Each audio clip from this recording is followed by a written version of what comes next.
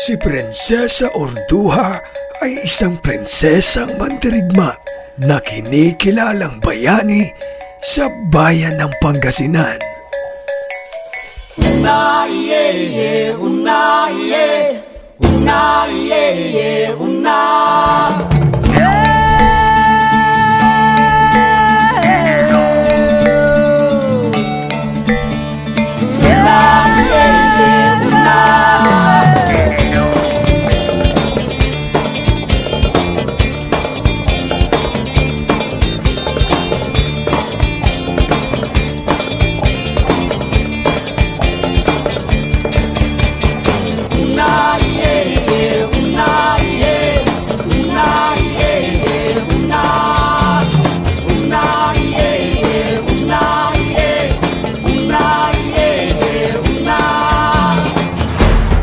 Siya ay matapang,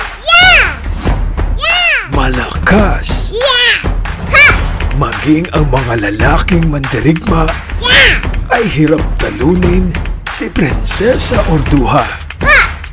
Ang puso niya sa pakikipaglaban ay para sa pagmamahal niya sa kanyang bayan. Una, una.